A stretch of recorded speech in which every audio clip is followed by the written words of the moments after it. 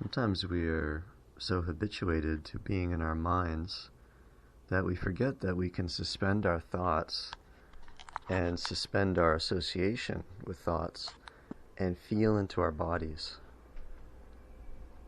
and move energy through in a way that is agreeable with our body and in a way that is intuitive and emotionally stimulating, sexually stimulating, creatively stimulating. You can really feel it. It doesn't require a lot of thinking or strategizing. You don't have to bend yourself over backwards and tie your arms behind your back, hop on one leg to make the basic things of your body happen. If anything, even if something has been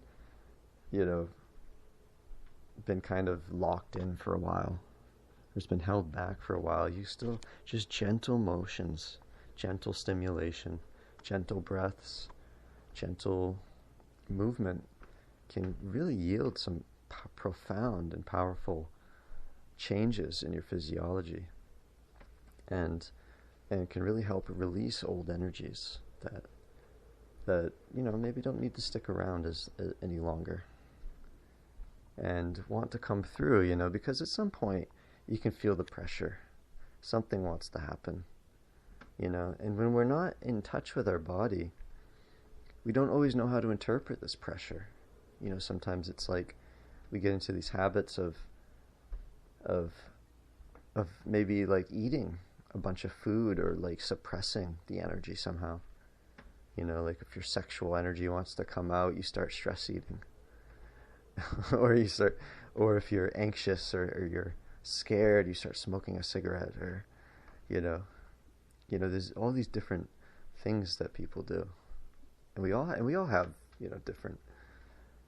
different things that we do. So it's no judgment. There's no blame or shame about it. It's just that after a while you realize, you start to feel it through. You start to become more sensitive to your body and how things are really flowing and how things are really working. And you begin to realize that, a lot of the things that you habitually do are actually quite suppressive in nature. Like if every time you feel angry or you feel scared or you feel oppressed, you go and watch an action movie or a good guy versus bad guy kind of superhero epic or something like that. It's it might give you a false sense, or a temporary sense at the very least, of overcoming a problem, but it doesn't really get down to the root of why it is that you resonate with this energy of what you're really feeling. Because when you get out of your head and you start feeling into the body, you can start releasing these energies much more easily.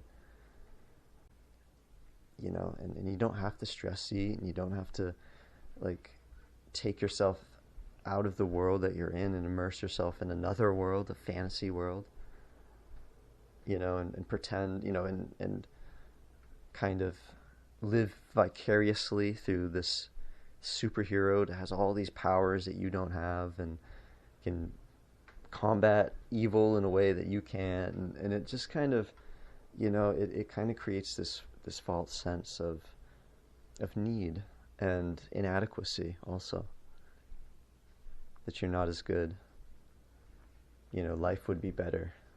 And it's life is trying to make itself better. It's trying to clean itself out. It's trying to purify when these feelings come up. And, just because they're uncomfortable feelings doesn't mean that they're wrong. It doesn't mean that they shouldn't exist. It just means that they want to come out. That's all it really means. It just means that they just want to be expressed. And, it just is about moving energy in the way that it wants to move. And your body, of course, is a good example. Because it's like your interface. It's your interface to this world that we experience. And it's made up of all the elements and all the different forces that make up the trees and the wind and the sky and the lakes and the animals. And it's all connected. And of course, the way that energy moves in your body is the way that energy moves in your life. Because if you hold back in one area of your life, then you'll experience that pressure in your body. If you hold all your energy in just one part of your body, or one part, especially your head, you'll feel a bit of a stasis, a suspension in your life, as though you're stuck in these certain areas of your life. So there is this connection to the internal, how the internal and the external kind of feed into each other, and how it all resolves itself as soon as you open up to what your body is trying to tell you, what life is trying to tell you, what your intuition is trying to tell you, what God is trying to tell you, what your higher self is trying to tell you. You know, it's really, in a way, it's really all the same source of guidance, just seen from different points of view. So it's a very beautiful thing. It's a very beautiful unfolding, all in all,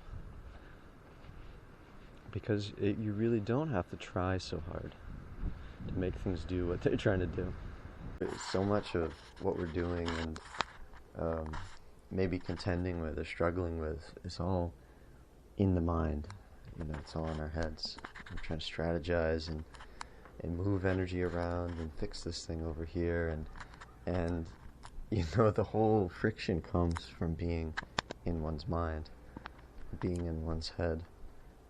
And yet, because we don't always recognize that, we try to stay in our mind to fix the mess that the mind has made.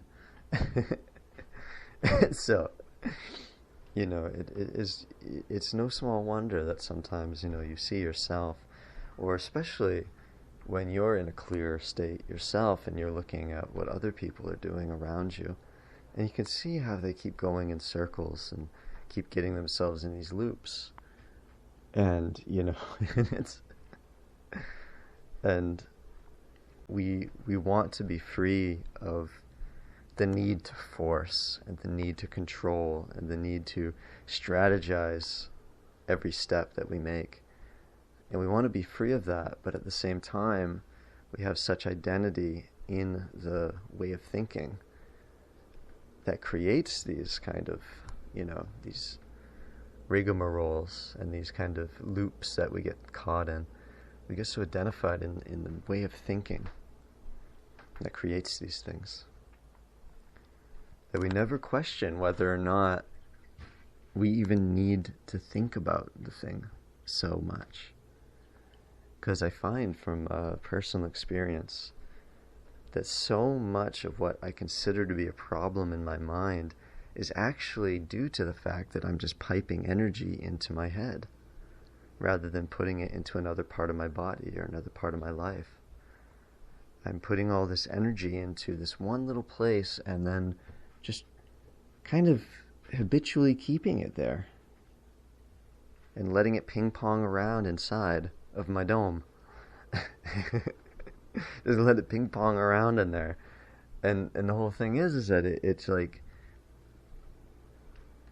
our consciousness just shrinks down into that little space, and you don't see anything other than that, because you get so wrapped up in your own like internal projections.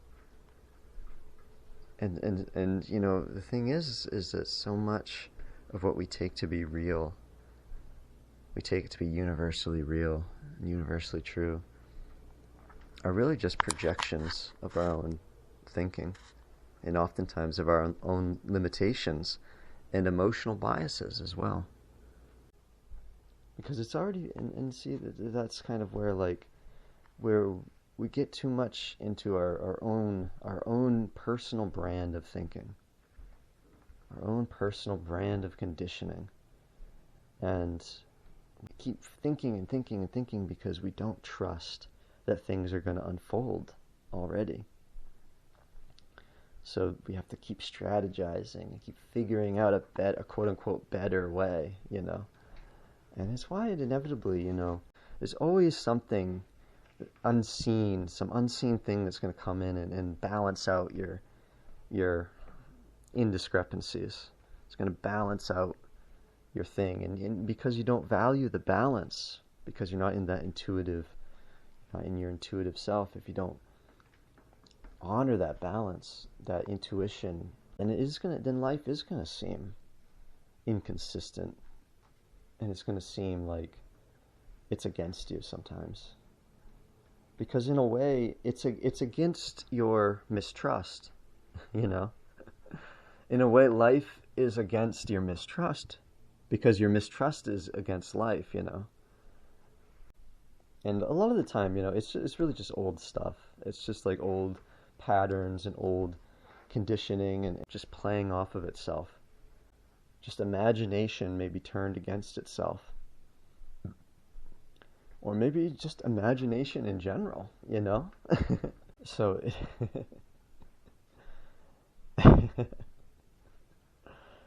so it is quite easy. It's funny to me, easy to laugh at, because, you know, I notice how the folly of my own effort sometimes, where, you know, you think you're doing really good, and you're making all this progress, and then all of a sudden just something just flies in out of left field and just completely, like, just tears all your stuff down.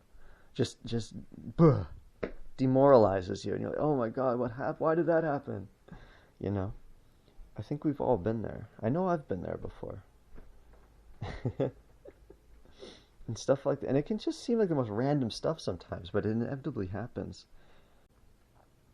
It's all here to facilitate your growth, and, you know, and if I hadn't gone through all of the different experiences that I've gone through as a person, I wouldn't be here right now recording this message and sharing this message with you, and passing this dare I say, wisdom, if you truly consider it to be wise.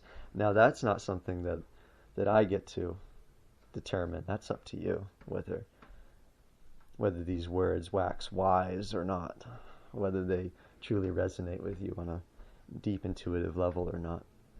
But I feel at least some of it will. At the very least, some of it will.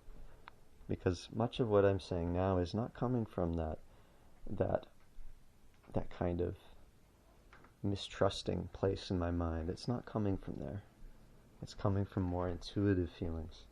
As I listen to my intuitive feelings concerning my body and my health and my creativity, and just opening up to the people in my life, and just being more open, being more conscientious, as I embody that more and more every day, then it becomes easier to just speak what's in my heart, and to use the mind in a conscientious way, to kind of clear the mind out, you know, of all the kind of debris and old conditioning and old patterns that really are not intuitively based, and were not intuitively based when they were first formed. So all that stuff can kind of soften and get cleared away in time. And, you know, and you just, you know, as you become less rigid in your mind, you become less rigid in your body. You become more flexible in your way of thinking. You become broader in your way of seeing. You know, you experience a greater sense of flexibility in the way that you express yourself, and also in the way that you navigate challenges, the way that you interact with people that you may have interacted with a million times before and had certain results, you know, but all of a sudden, then something just opens up because you've done the inner work. You've opened up inside in some way, and that affects them, and it gives them permission to open up in a way that they hadn't allowed themselves to before. So there's a really miraculous power at work in your own life all the time, and it's always biting you just to kind of put aside your own personal brand of thinking, and to put aside your own personal brand of doing things, and just kind of just feel into this deeper intuition, this more like holistic, all-encompassing kind of intuition.